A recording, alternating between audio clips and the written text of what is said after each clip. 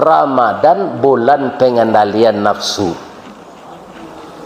Nafsu tadi Pak, sebelum ditiupkan ke badan manusia, itulah diciptakan di Allah dulu. Lah selesainya diciptakan, ditanya di Allah. Keci Allah kan nafsu ko, man anta? Engkau siapa? Aja we nafsu, ana, anta. Kalau bahasa Minangnya, den, waang.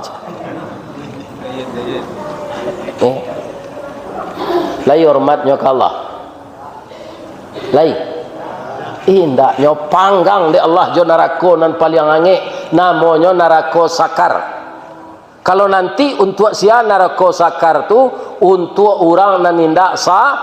Kalau orang kapi indak salat tu lah yo jo tu mah. Ado orang nan bagamo Islam ndak salat. Ada ndak di negara awak kau?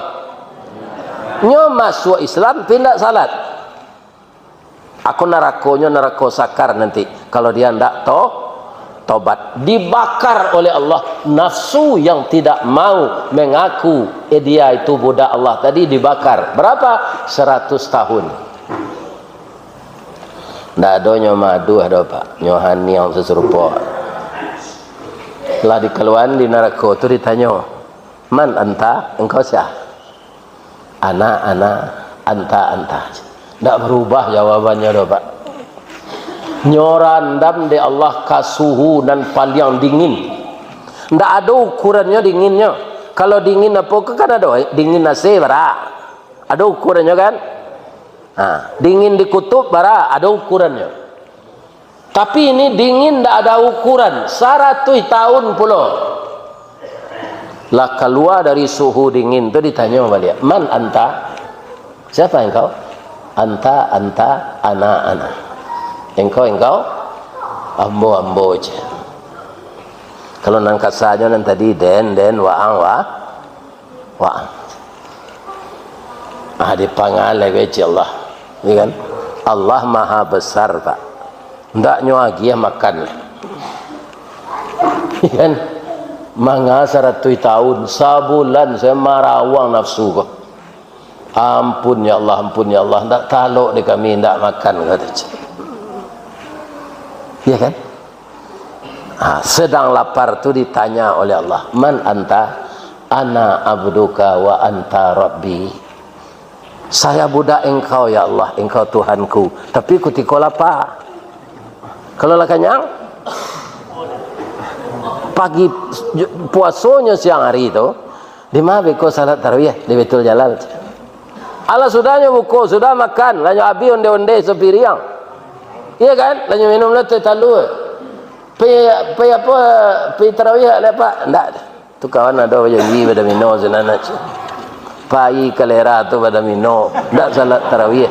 Siang hari baralah liye itu lama puasa. Sudah makan malam ndak pai tarawihnya tu. Pai pada ada mino. Ada ndak di Riau ke orang situ? Kan?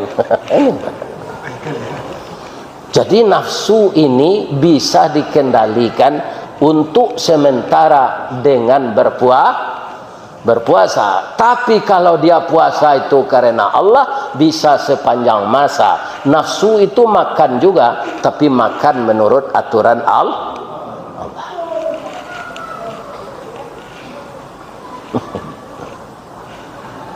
Jadi banyak nan marusak karena nafsu tidak terkendali ke Pak. Ada anak sekolah nyoboi angko-angko di gurunya 8 tambah 8 tambah 6. Berapa jumlahnya sana tu Pak? Dompet, dua dompet. 8 tambah 8 tambah 6 22 kan?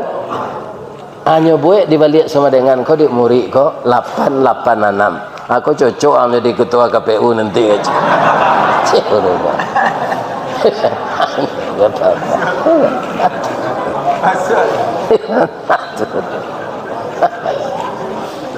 Kenapa orang merubah angka seperti itu Pak? Karena nafsu tidak terkendali. Pasti dia melakukan ini ada baudang di balik di balik batu. Jangan tukar-tukar pak. Ada orang gini udang di balik bakwan, itu tidak batu itu dah. Ya kan? Udang di balik batu.